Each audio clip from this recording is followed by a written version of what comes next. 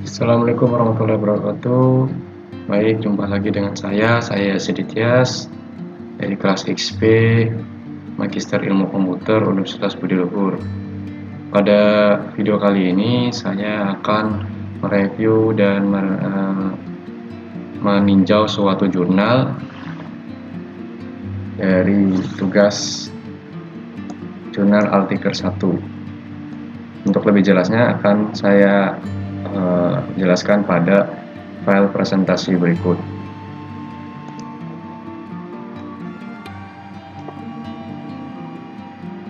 Nah, di sini saya sudah membuat PowerPoint dari review jurnal atau artikel yang pertama.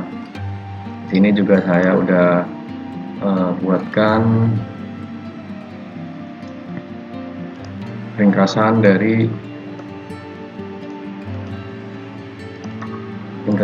artikel 1 tersebut. Langsung saja saya show up.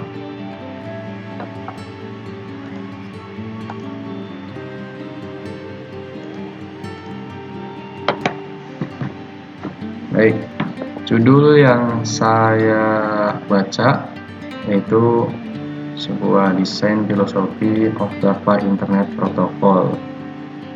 Nah, di sini ditulis oleh David de Klerk. David de Klerk ini berasal dari Massachusetts Institute of Technology (MIT). Nah, artikel ini ditulis pada tahun 1988. Selanjutnya yaitu pembahasan yang pertama dari artikel tersebut.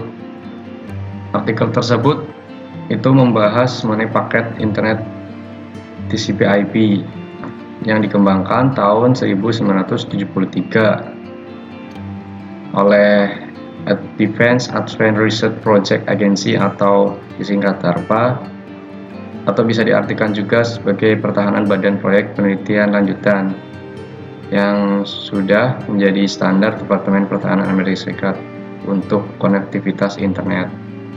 Nah, di situ juga dijelaskan adanya teknik multiplexing sendiri.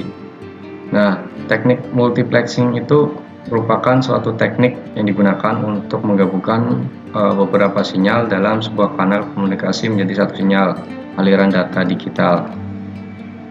Jadi beberapa sinyal yang ada di sini digabungkan menjadi satu, kemudian di demultiplexer dan dipecah lagi ke beberapa sinyal lagi. Seperti itu untuk gambarannya.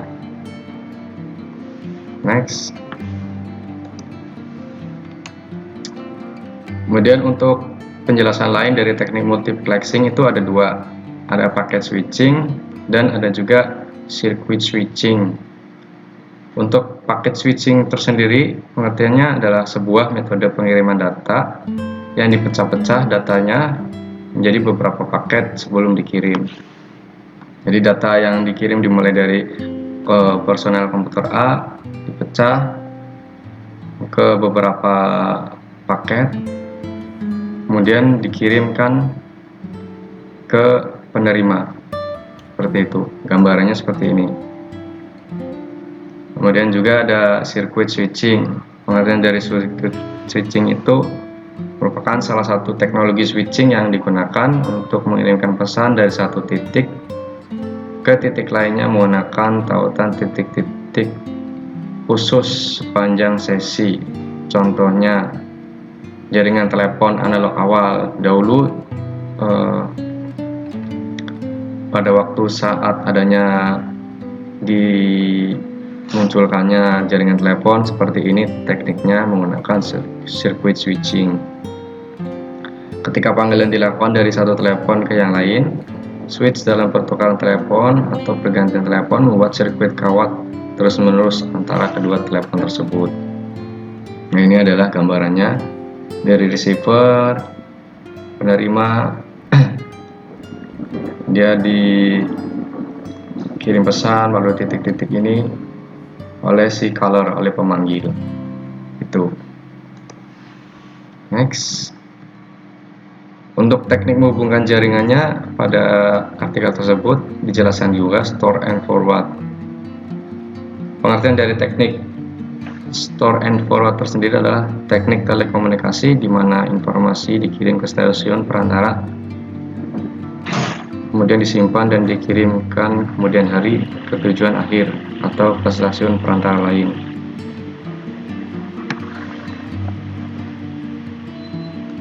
Nah, stasiun perantara atau simpul dalam konteks jaringan memverifikasi integritas pesan sebelumnya, kemudian diteruskan. Ini adalah gambaran atau simulasi dari store and forward. Jadi dari PC1 dia dikumpulkan, distorekan, dikirimkan ke switch melalui data berikut berupa paket dan rinciannya, kemudian dia di forwardkan atau diteruskan ke PC kedua.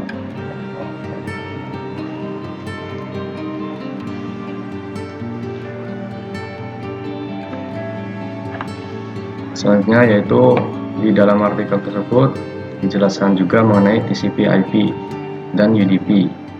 Pengertian dari TCP/IP sendiri itu sebuah tugas yang berperan menyediakan satu jenis layanan aliran data yang handal.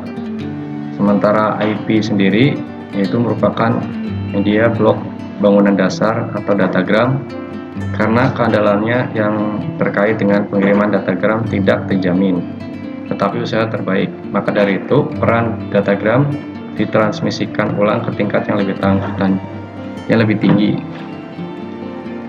untuk kemampuan bertahan. Kemudian ada User Datagram Protocol atau UDP. User Datagram Protocol sendiri dibuat untuk menyediakan antarmuka tingkat aplikasi layanan dengan datagram dasar internet. Jadi TCP/IP itu dia sebuah protokol yang dikirim yang reliable, yang dapat diandalkan.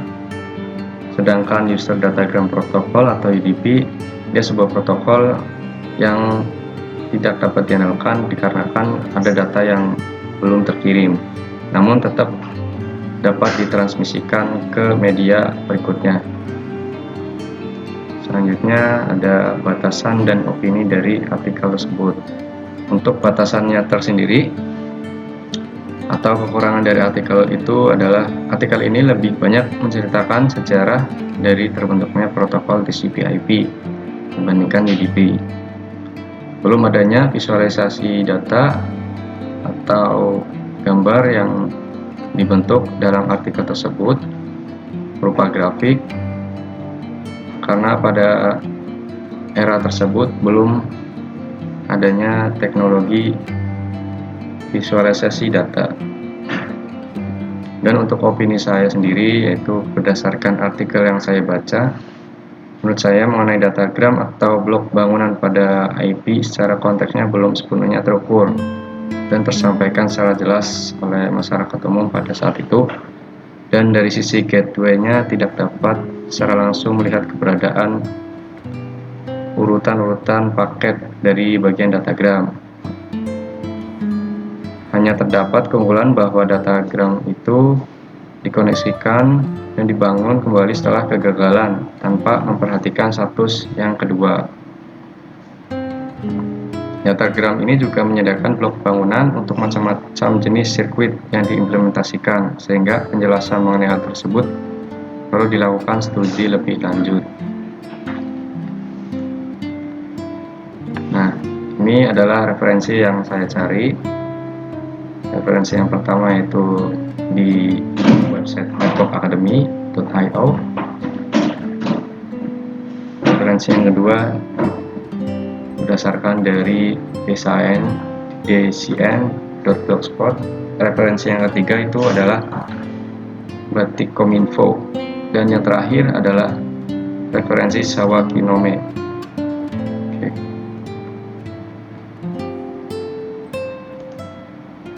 Terima kasih. Itulah penjelasan dari saya. Kurang lebihnya mohon maaf. Saya akhiri. Wassalamualaikum warahmatullahi wabarakatuh.